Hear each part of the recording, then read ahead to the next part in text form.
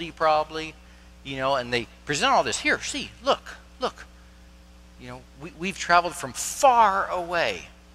Now, in chapter 9, one of the things that really struck me in studying and reading that was they did not seek the counsel of God. They did not ask God. How simple would that have been just to say, Lord, is this true? Is this what you want us to do? Okay? And through that we can take that we need to be asking God what we need to do. And I would hope for you and for me that it would be a daily thing. Just to put God in there and say, God, what do you want done in my life? Bringing our decisions, our responsibilities, our weights, our heart, our mind, everything to God and communicating with him. Does he know all this already? Yes. But what he really wants is for us to talk to him, to be open, to be able to communicate and just peel back the layers, because we can't hide anything anyway. So why not just bring it out to him at the start? But that's not what we do as people, is it? We tend to hide things so much. All right. So, they accept this treaty with the Gibeons. Now, God, I want to make note here, God did not forbid it. God accepted it. We don't see anything in chapter 9 later saying, oh, that was a bad decision. You should not have done that. He doesn't even rebuke Joshua. Okay? Now, I've got to think that's just another part of God's plan and what he's doing to the Israelites. All right? Sometimes we try and read things in there, or we put things in there, or infer things, and I don't know what God's plan was. Do you know God's full plan? Is there a huge volume that says, okay, now this is going to happen and this, that? We don't know any of that. We just have to accept that God has a plan for us, and we continue on and trust him. So they go into this treaty. But now as we move into chapter 10, we see that this is going to cause consternation, aggravation to the surrounding people around there. Okay, the different cities around there that have their different kings. They've heard about this treaty, and they're upset. All right, we'll start. Okay, Joshua chapter 10, verse 1. And we see there Adonai-Zedek, king of Jerusalem. Now, I want you to understand that Jerusalem was an old city way before it was a holy city. Okay? It was already there. All right, keep that in mind. And actually, Jerusalem would not be under complete Israelite control until David's time. David's kingdom set up. He would take complete control of Jerusalem. So, chapter 1. As soon as Adonai-Zedek, king of Jerusalem, heard how Joshua had captured Ai and had devoted it to destruction, doing to Ai and its king as he had done to Jericho and its king, and how the inhabitants of Gibeon had made peace with Israel and were among them, he feared greatly, because Gibeon was a great city, like one of the royal cities, and because it was greater than Ai, and all its men were warriors. All its men were warriors. I'm going to stop right there. That's significant because, again, it's showing you God's power. All right? For him to note that all its men were warriors. He's not saying they're protectors, they're guards of the city. They're warriors. They're trained. They may be battle-hardened already. Okay? But again, God allows his people to come in and wipe them out. All right? These little things, how they phrase things, those are important to note. They say something to us. Because they were warriors, and God had the Israelites, helped the Israelites to wipe them out. Again, that power is given to God. The glory is given to God. Okay, this wasn't just the Israelites going to battle. So Adonai-Zedek, king of Jerusalem, sent to Hoham, king of Hebron, to Piram, king of Jarmuth, to Japhia, king of Lachish, and to Debir, king of Eglon. Remember, I said, I don't care how you pronounce these things. All right?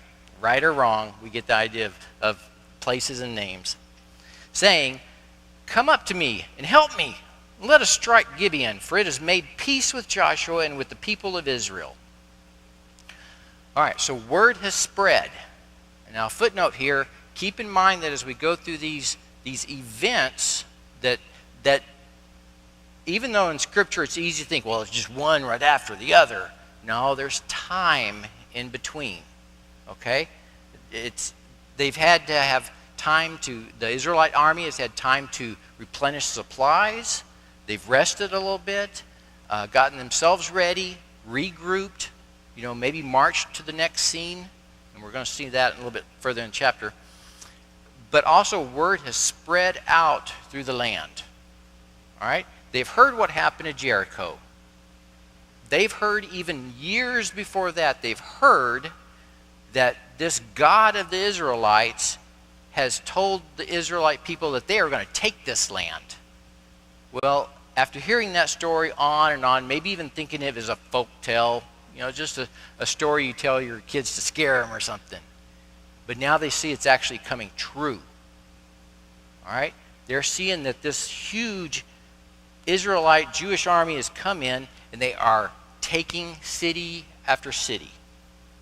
Now, these 5 kings here you would think that their focus would be on the coming army. But at this moment, that's not what their thought is. The king of Jerusalem is saying, "I am angry at the Gibeons for getting out of this.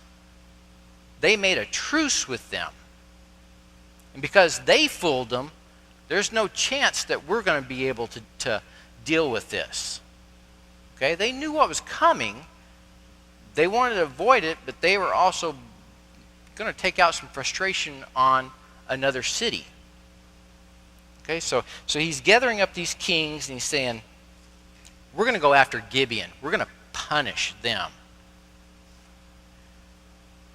Verse 5.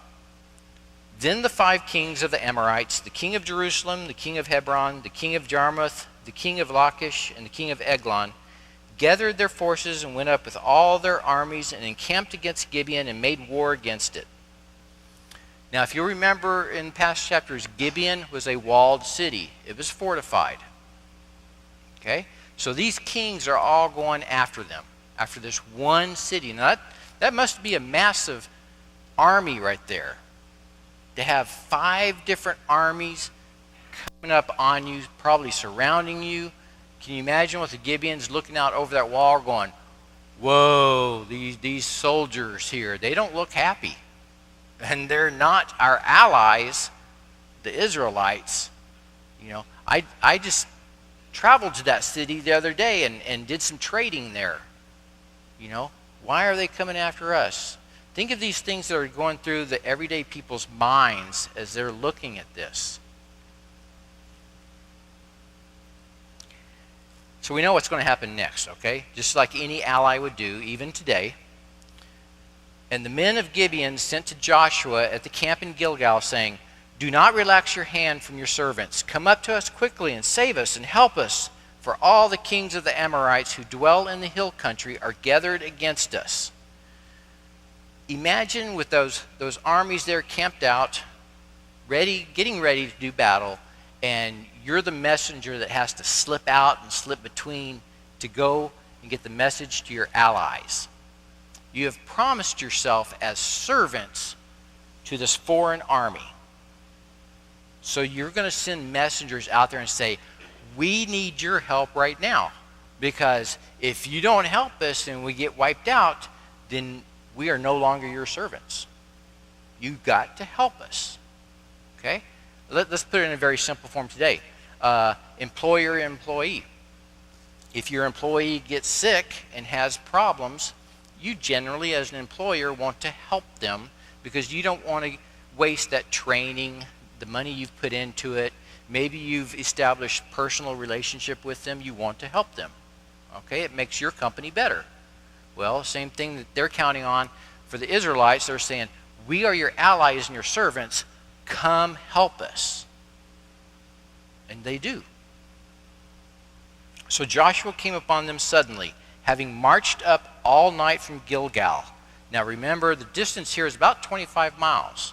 If you march all night, you can do 25 miles all night. And these are soldiers. They're already battle hardened. They're fairly younger men. You know, I doubt there's too many my age in there. Could be. But they've marched all night and they come up on the other armies quickly. Surprise. Okay? And the Lord threw them, the enemies, into a panic before Israel, who struck them with a great blow at Gibeon and chased them by the way of the ascent of Beth-horon and struck them as far as Azekah and Makkedah. And as they fled before Israel, while they were going down the ascent of Beth-horon, the Lord threw down large stones from heaven, hailstones, on them as far as Azekah, and they died. There were more who died because of the hailstones than the sons of Israel killed with the sword. We see that God has control of the elements.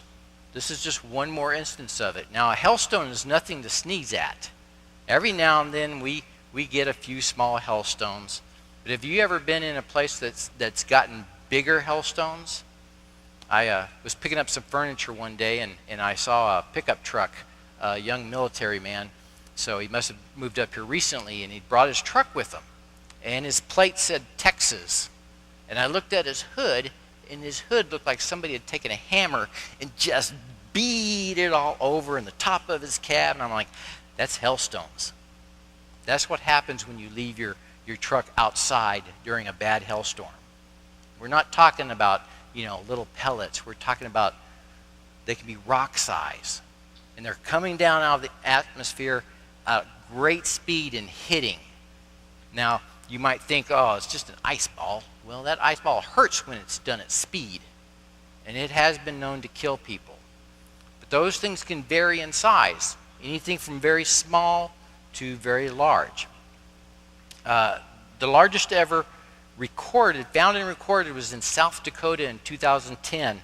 And it was 20 centimeters. Now, 20 centimeters, we have trouble figuring out what that is. What that is that's 20 centimeters is just barely smaller than a volleyball. Okay, can you imagine something coming out of the atmosphere at speed and hitting?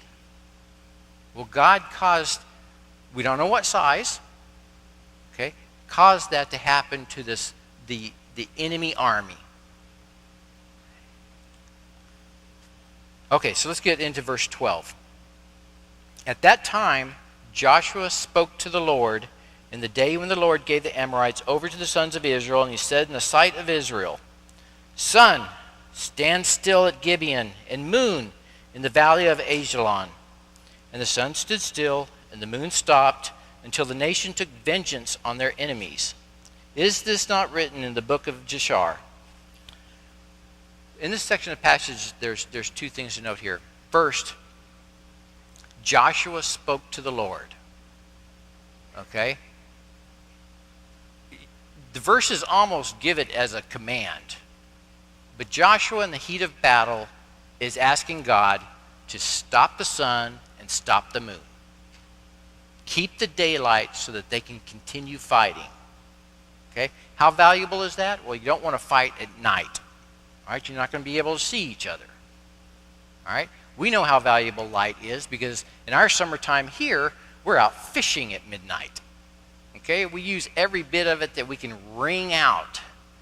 And Joshua is doing the same thing during this battle. He wants them to continue fighting because he knows that with God's help, they will defeat this enemy. Book of Jashar. What in the world is that? Have you found it in our Bible? Have you thumbed through there and looked for the book of Jashar? Okay. It's a lost text. We don't have a copy of that text, but it's referred to in many different areas. What they think it is a book of poetry and possibly songs. It talks about their great battles, about their great leaders. Okay, so it's kind of a record-keeping book, but we don't have a copy of that. It's referred to many times, though. Okay, as we continue on. The sun stopped in the midst of heaven and did not hurry to set for about a whole day. There has been no day like it before or since, when the Lord heeded the voice of a man, for the Lord fought for Israel. God thought so much about Joshua that he listened to him. As commander of God's earthly army, Joshua made a request of God, and God listened. Okay? So Joshua returned, and all Israel with him, to the camp at Gilgal. But the battle's not done. Okay? We continue on here. Okay, we're in verse 16. These 5 kings fled and hid themselves in the cave at Makkedah. And it was told to Joshua, the 5 kings have been found hidden in the cave at Makkedah. And Joshua said, roll large stones against the mouth of the cave and set men by it to guard them. But do not stay there yourselves. Pursue your enemies, attack their rear guard. Do not let them enter their cities, for the Lord your God has given them into your hand. Go finish the battle. That's what Joshua is saying. He's saying, okay, these kings have trapped themselves. Button it up. Make sure they don't get away. Put some guards there. But the whole rest of the force, you get back into that battle and go after our enemies. Okay, we're not just stopping and taking a breather. We keep going. When Joshua and the sons of Israel had finished striking them with a great blow until they were wiped out, and when the remnant that remained of them had entered into the fortified cities, then all the people returned safe to Joshua in the camp at Makkedah. Okay, let's take note here. When the remnant that remained of them had entered into the fortified cities. So there are some that escaped the battle. They got back into their cities. Okay? They're fortified cities. Great walls. They closed the doors, barred the windows. Nobody else is coming in. What's going to happen later? They're going to be wiped out. But for right now, they're not going to waste time, going after them. They're going to go back, get their force together, regroup, and then continue on. So this is an ongoing thing. This is just not, every day we're grinding through this. This is okay. This is an assault that's planned out and done according to Joshua as the leader and God who has the power. So Makkedah, camp at Makkedah. So did they move the whole encampment, from Gilgal to Makkedah? No. This was just a base of operations, just as any military force might do. They have set up camp in a certain spot that is semi-permanent. Let's say it's very temporary, so that they can base out of there. Their supplies are there, their extra weapons, they're resting there, they're probably eating there, just everything to fortify themselves to get ready for the next thing. All right, it's a temporary base of operations. Now, this next part of the verse is very important. Not a man moved his tongue against any of the people of Israel. In other words, their victory was so overwhelming, nobody could say a thing against them or their God. And when you step back and look at the scene and see the city after city was wiped out, and not just conquered, defeated, but wiped out. Men, women, and children killed. All their goods taken. Where do you think a lot of the Israelites' food was coming from? They had to eat, right? They weren't growing things as they marched along. They weren't bringing their cattle with them. So whenever they took over a city, they were also taking over all the food supplies. The water. If you remember at Gibeon, there's a large pool of water. Okay, we know that historically and archaeologically. All right, so they were looking for all these sources. This is for them to resupply themselves, to be able to continue on. A soldier does not march without food in his stomach. Okay, so they had to do that. Okay, verse 22. Then Joshua said, open the mouth of the cave and bring those 5 kings out to me from the cave. They've gone back to Makkedah, and now he's ready to address the kings that have imprisoned themselves in this cave. And they did so and brought those 5 kings out to him from the cave, the king of Jerusalem, the king of Hebron, the king of Jarmuth, the king of Lachish, and the king of Eglon. And when they brought those kings out to Joshua, Joshua summoned all the men of Israel and said to the chiefs of the men of war who had gone with him, "Come near. Put your feet on the necks of these kings." These men were kings. They were used to the royal treatment, the best of everything. They didn't have to work hard. They were rulers. Okay, they had all the power within their city, within their province, within that area. People bowed down to them. They were subservient to them. But now these kings have been relegated to hiding in a cave with their armies defeated. And Joshua says to his leaders, his men, "Come on over here. I want you to put your foot on their neck." Now, if you think about it,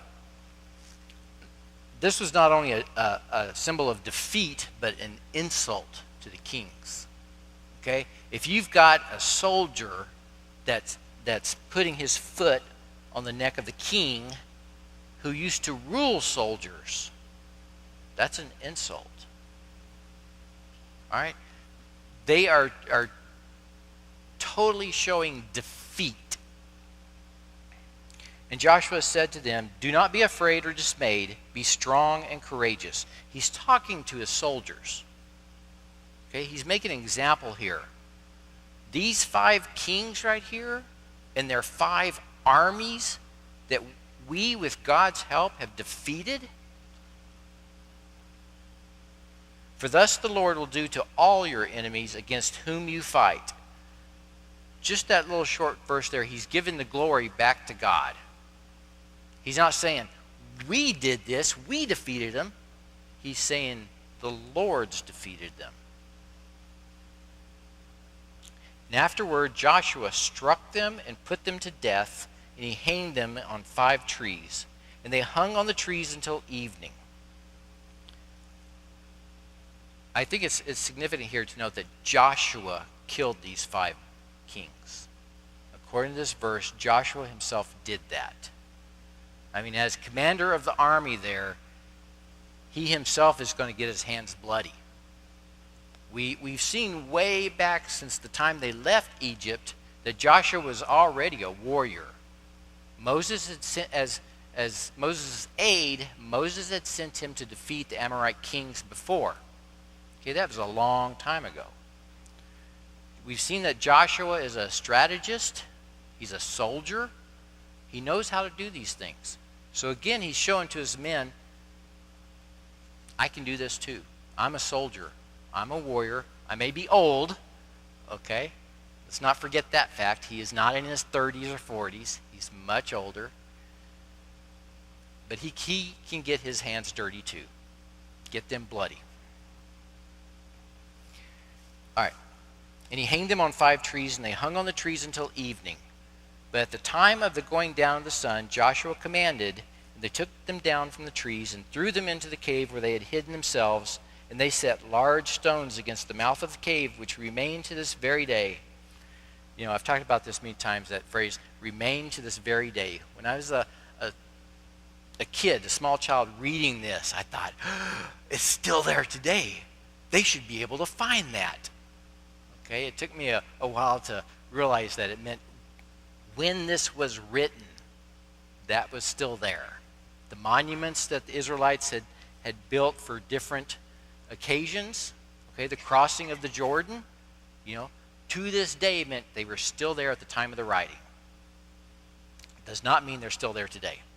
All right, so he hung the kings. He's already insulted them by allowing his officers, his soldiers, those around him to put their feet on the necks of the kings. Okay? But then he has not only done that after killing them, but he has hung them from a tree. Can you imagine 5 bodies hanging from a tree? What kind of message would that send? Not only to the Israelites, because the Israelites are going to see this too. They'll see them and say, Those are our 5 cities, 5 kings, 5 areas that we have defeated. But then it's also going out to the people of the land. Because you got to imagine that there are just normal citizens, normal people, going about maybe their everyday stuff in that area. Travelers even going through there. And they're seeing this. And what's going to happen next? They're going to take these stories out into the land and tell other people. They're going to meet merchants and go, wow, I was traveling through that area and I went through there and I saw all the destruction that was through there. It was amazing. I've never seen anything like it in my life. And then as I'm going through there, they have taken those kings and put them up in a tree. They're just sitting there swinging in the wind. Okay, these are the things going out as stories and messages and gossip and talk throughout the land. Okay? So even through that, this is carrying through the enemies. Now, what do you think it's doing to the enemies the further out it goes? Well, we saw that all the way back into Jericho with Rahab when she said, our hearts are melted. We are weak. We have heard all these stories that God has said that he is going to give you our land. And they've heard them again and again and believed them. Okay? And so that message is still continuing to go out. Now, let's see. Okay, so he had taken them at sunset. He had taken them off the tree. Now, this was actually a part of the laws that God had given to the Jews in Deuteronomy chapter 21, verses 22 and 23. And if a man has committed a crime punishable by death, and he is put to death, and you hang him on a tree, his body shall not remain all night on the tree, but you shall bury him the same day, for a hanged man is cursed by God. You shall not defile your land that the Lord your God is giving you for an inheritance. They applied that to the kings at this time. I've got to believe that. At sunset, Joshua said, take them down. Put them into the cave, seal them up. All right, he didn't want them to stay there. That was already, they were being hanged, but he wasn't going to allow that through the night. As for Makkedah, Joshua captured it on that day and struck it and its king with the edge of the sword. He devoted to destruction every person in it. He left none remaining. And he did to the king of Makkedah just as he had done to the king of Jericho. That very last part tells us that another city was defeated. Remember I said that Makkedah there, they had camped out as a temporary base camp, a base of operations, and they defeated the city there. So in just chapter alone, 6 cities, 6 kings have been killed and defeated. The Israelites at this time are really, with God's help, rolling through the countryside. Okay? I got to imagine that there are times they're tired, maybe even a little hungry, dirty. They want to just rest for a little bit. But because of God's power, he's giving them that support that they can continue on because they have a purpose. They've been thinking about this purpose for over 40 years. Okay? They're there at the place now to accomplish this, the promised land. Okay, this is where we're going to live. We have arrived here. But first, we got to clean out those that are already there. We're not going to live with them or among them. God says, wipe them out. And as we said earlier, this was because he didn't want the influence. What were the worship like primarily for the people inhabiting Canaan and the surrounding area, the promised land area? They were idol worshipers. Okay? And what happens when Israelites get in there and start mingling? Well, we actually see that later on. They start falling away. Why? They start intermingling. They start marriages with one another. That influence. Now, it's easy to say, oh, no, I can resist that. But men, you know this. Women, you know it too. When you find somebody that your heart goes out to and you fall in love and you want to be with them, what happens? You start accepting their ways. They start accepting your ways. You change sometimes the way you believe, the way you act. Maybe even things that you've held on to very deeply for so long, you're willing to loosen that grip and let it kind of slide away. All right? We see those things today. We have friends maybe that have married people of other beliefs, and they've kind of compromised, maybe even tried mixing in both beliefs. Okay, we know that happens. God knows that happens. And that's why at this time he's telling the Israelites, you are going to go in there and you're going to wipe them out because I don't want their influence on you. I am a jealous God and I want you to only worship me. But we see later on throughout the Old Testament, again and again and again, the Israelites fail, especially on this, on their worship to God. And that's the one of the worst things that they can do to God, is to ignore him and worship an inanimate object that has no power, when he has shown them again and again his direct power. Not only a promise, but a power at that time. Imagine watching water stop. Imagine walking across dry ground that you had just saw was a raging river going through there at flood stage. All these things that God has done for them, they seem to forget so quickly. All right? And we're just like that. As Christians today, let's be honest. We're here worshiping this morning, and we're trying to focus on God and get into his word. And in just a very short time, within half an hour, we're going to be sitting here singing as brothers and sisters and praising God and praying to him and listening to his word again. And then Monday morning, what's going to influence us? As the weight of the world comes in on us, and then Tuesday morning, more responsibility. And I'm tired of it. And TV and the influence of the world coming at us. Okay, it gets us to do things. Temptation's all around us. The devil is there, just whispering in your ear. He doesn't even have to yell in your ear. Just those little whispers. Because he's got lots of time. Okay, it doesn't have to happen tomorrow. It could happen Friday. As all these influences come at us, how do we handle these things? Are we talking to God? Are we seeking God's counsel, seeking his advice? The things the Israelite people are going through directly relate to us because they are people just like us, facing temptations just like us. Okay? They were not a special people that had this invisible shield around them and no temptation got to them. They were just like us. They were families. They were fathers, mothers, children. They were shepherds. They had all kinds of jobs. They brought their skills in there. They were just like us. So in everything we read about in the Old Testament, turn that around, put yourself in their place. Your life that fits right in there.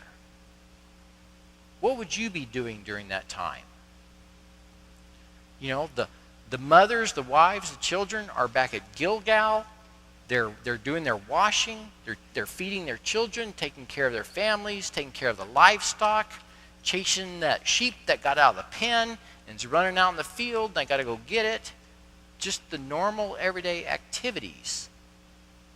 They've been nomads for a long time. They're used to that. And they've sent their men off to war. Okay? Very similar to us today in the world. We've already seen that Achan succumbed to temptation. That temptation, that lust of the shiny object. The robe, the beautiful robe, some gold, some silver. Nobody will know it's missing. It's just a temptation that's just whispering. We can apply ourselves to to that just as every day. Okay, I'm going to end it right there. We're just a few minutes early here. Now, next week, if you'll notice, if you've been following along in your Bible, we did not finish chapter 10. So next week, we've got a much larger section. And we're going to be going from, still in chapter 10, from verses 29 to chapter 12, verse 24. So we've got a long span in there. That's your homework. I want you to read ahead. If you've not caught up yet, spend some time in Joshua. At least breeze through there, okay? I really expect you to read it, but at least breeze through there. Get to know what's been going on. Get through today's lesson, and then start on the next. Use that as an assignment if you have to for your daily Bible reading. All right? Get to see what's coming up next, and we'll discuss it next week. Thank you very much. Let's go ahead and get ready for worship.